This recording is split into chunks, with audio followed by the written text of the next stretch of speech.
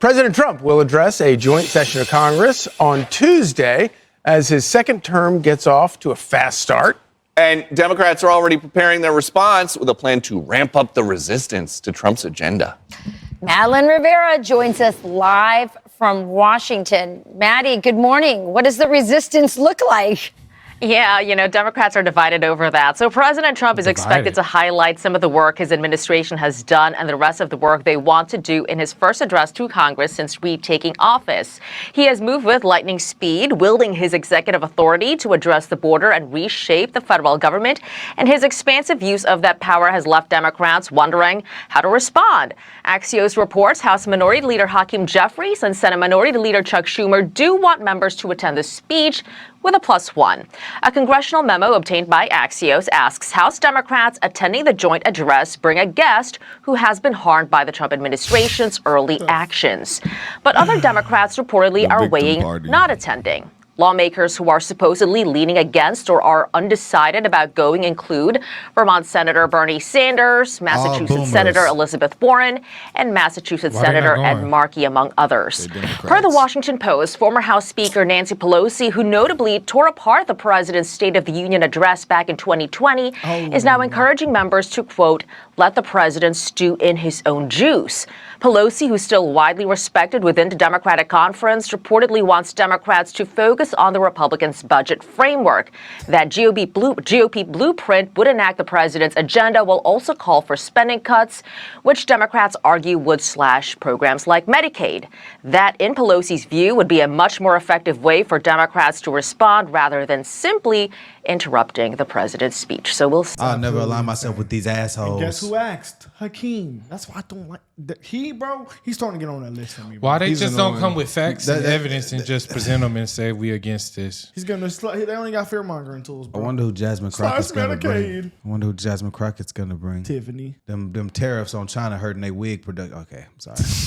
This is how I know God is real. Because I was literally about to go to a sleep doctor because I really struggled to sleep. He was. And then we actually just happened to, ran across Beam. Find out about Beam. And so I was okay, I'll try this first. And it has literally solved my problem. Like, I think the biggest keys here are what are the ingredients? We got the melatonin, the magnesium, and the theanine. All of those like combined, because I've heard of all these things separately, but when you combine them all, it's like you get in the bed and you feel like something's weighing you down. Like, that's how you don't feel like moving. And then you wake up and I remember you said that I felt like I sunk in the bed. That's how I felt. Yeah, and it helps me relax my mind before I get to bed. So, you can turn on some Cartier Family, lay down, hit the Beam, go to sleep. All right, guys. So what you want to do is go to beam.com and put in the discount code Cartier. And that's going to get you 35% off. That's not no little discount. That is a big discount, y'all. Beam is really blessing. It's a company that, has value similar to ours, and they really just want to help. So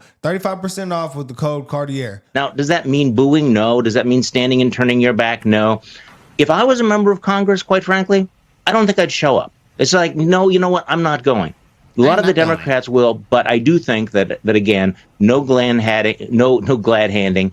There can't be any of the normal rituals of all of this. And the Nancy Pelosi's suggestion, make it a short, clear message. Make it clear to the American people that they are not accepting this, that they are going to fight against this, and that this is an extraordinary moment in American history. This is not just one more episode. And I know that we all say that kind of thing, but I think that at some point, if you say this is an existential crisis, this is a constitutional crisis, act like it, behave like it. Yep. Don't pretend it's same old, same old. I think that is absolutely correct. The former comm strategist in me says Democrats should collectively not attend, including Leader Jeffries, and then they should hold a press conference after the response of Alyssa Slotkin, who's delivering the Democratic response. We'll see. I think the Democrats are going, and that's part of the dang on problem. Right here. Go, but you see that Hakeem Jeffries and Chuck Schumer, and they're still trying to say, well, we're going to show unity and blah, blah, blah. And I'm like, well, if you're going to go, then you need to go and do something, to Charlie's point, drastic, to send the message. I wouldn't go. I agree with you. Do not attend. Do not attend. You know what? We'll have more time to talk about it. I'll be taking wagers on my Instagram account about if the Democrats. Would this be good for the American people? Or y'all not accepting results of the election? That's what it seemed like. They're refusing the result of the election. Like not showing up for the president of the United States that the American people chose. This is showing why the Democrat Party is continuing to lose. They refuse to be bipartisan because they're being sad, sore losers and throwing hissy fits, and they have people like this on TV. A bunch of losers, obviously, we can see. These people, out of the 5 of these people, we can tell that none of them were ever cool at school. They were never popular, and now they grow up to be in positions to influence a bunch of other losers to be losers. Why didn't they sign the bipartisan bill? We need change in America. We need to change our leaders, change who we listen to, and we need to work together. Regardless of where you are on the aisle, we need our leaders and our elected public servants to be working together, and they just refuse because we have these losers encouraging this loser behavior. Yeah, it's like they act like they don't have any power. Like they just can't go in there and tell the people or tell Trump how they feel about a certain situation. You have been trying to lead your party, lead your colleagues in being aggressive and pushing back, as we've heard a lot this morning, against Donald Trump. You're skipping his joint address to Congress on Tuesday. You believe other Democrats, House and Senate Democrats, should do the same, and why? Oh, I think every Democrat needs to make up their own mind.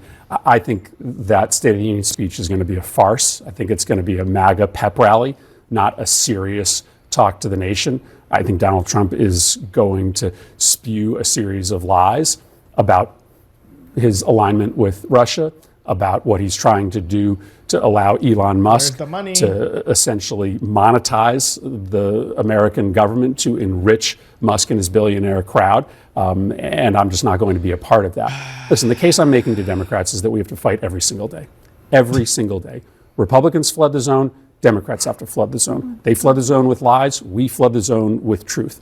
We are going to stop this billionaire takeover of government. We are going to stop their destruction of democracy, which they have to do because what they are attempting to do, gut Medicaid in order to feed another set of tax cuts to Elon Musk and his billionaire friends. It's unpopular. We're going to stop that billionaire takeover, that destruction of our democracy, only by fighting them every single day. Like a lot of Democrats think maybe you should, fight every third day. You should reserve your power and jump out of the bushes at the right moment. I just think that we have to be on the offensive 24/7. And meanwhile, a majority of Americans trust Donald Trump and Elon Musk to rein in our federal government. Trump has been regularly polling in the mid-50s. Rasmussen this week had Musk at an approval rating of 55%, and all for good reason. Democrats have willful blindness here. Has Hakeem Jeffries not seen Trump's approval numbers? Doing the opposite of what Joe Biden did is now the most popular thing in the country. Voters by wide margins support deportations, DOGE, tariffs, closing the border, and ending DEI. Look at. Do y'all know the definition of insanity? Doing the same thing over and over and expecting a different result. So can they expect to win an election? Let's talk about their elected leaders. We watched at the DNC all these loser A-word people, all these people who are on the fringe of society. They have pronouns. They're in these groups. They're for furries. We must select one person with the pronouns. Yeah, and it's ridiculous. They think that these people who are on the fringe of society and represent a small minority of the grand scheme of things can push their agenda and get everyone else to buy into it, and they're gonna bully them into it. And now that the American people have wholeheartedly rejected that, now their party is just scrambling and trying to find an identity, and the identity that they're choosing is to be against what the people voted for. In our poll, the Democratic Party has the lowest approval rating since at least March 2018 in our poll. It's at 36%.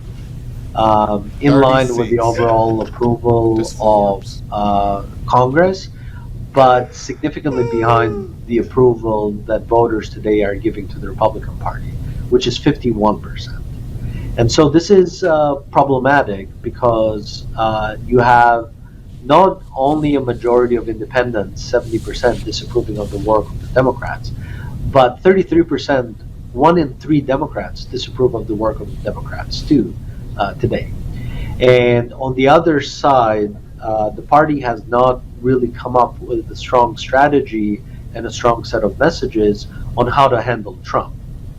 As a consequence, 66% or 2/3 of the public today basically says the Democrats should not stonewall on Trump's initiative. They should take a wait and see approach, right? They should define a clear set of principles that they stand for, but not be obstructionist. And in cases like government expenditures, they actually want the Democratic Party, 2/3 of voters want the Democratic Party to work with Trump and jump on the wagon of cutting government expenditures. So the Democratic Party needs to find its footing. And this poll shows that voters in general, but even an important part of Democrats, a third of all Democrats, are just not happy with the performance of the party so far. But we want to begin with the issues that are top of mind for most Americans: inflation and the economy. They may be at the top of their priority list for the new administration, but we are seeing a disconnect. When asked what they think the administration is prioritizing, Americans see inflation and the economy taking a backseat to the border, the federal workforce, tariffs, and more. In fact, according to our CBS News poll, although people do approve of him on some of those other issues, there is a 50-point gap between people who say the president should make inflation a priority and those who say he is.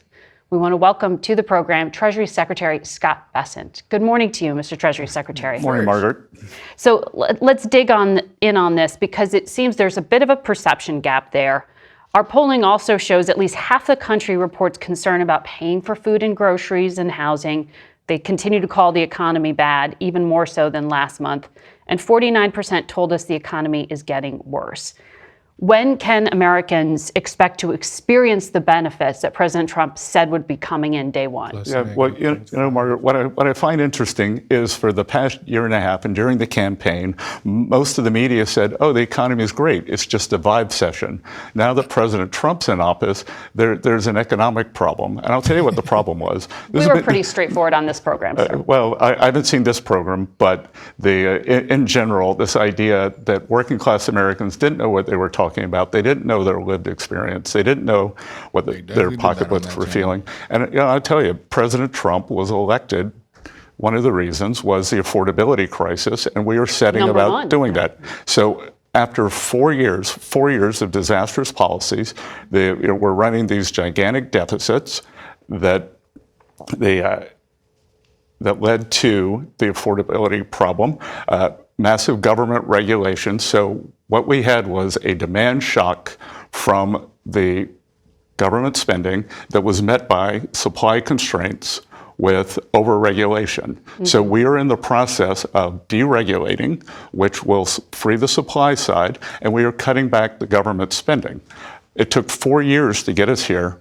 President Trump's been in office 5 weeks, and I can tell you we're working every day. Mm-hmm. What I will point out, interest rates, the 10-year bond, which I am focused on, have been down every week since President Trump was president. Mortgage rates have been down every week. So that's a pretty good start. Mm-hmm. I hear you that sometimes the data lags reality, but when we are talking about people's perceptions of the economy, it's just how they're feeling right now. We see in our polling, 52% of Americans say Trump's policies are making grocery prices go up. They explicitly said that on this bar chart you see there. So it's an experience and a perception issue. When does that shift? When do we see the benefits of the planning you say is underway? Look, I think President Trump said that he'll own the economy in 6 or 12 months, but I can tell you that we are working to get these prices down every day, but it took 4 years to get us here, and we've had 5 weeks. So interest rates are down. That's a very good start toward housing affordability, toward auto affordability. And we are tackling this. At Treasury, we are going to appoint an affordability czar. We are going to have an affordability council. We are laser focused on this. What does that mean? What's an affordability czar? Someone who picks the 5 or 8 areas where this administration can make a big difference for working class Americans. Wow. Okay. Well, one of the things that we hear the president. Yeah, guys. I mean, hey, that's transparency right there, man. I don't understand.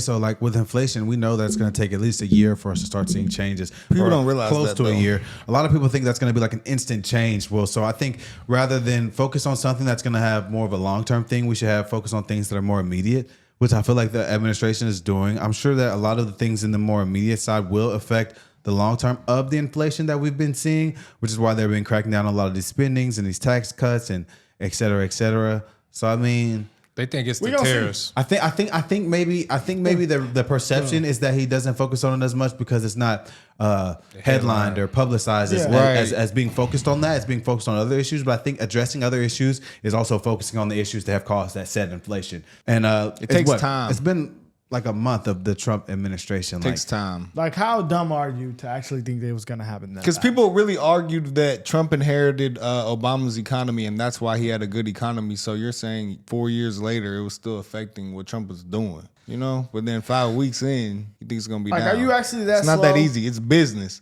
But people who really probably are in business know. Oh, a new president.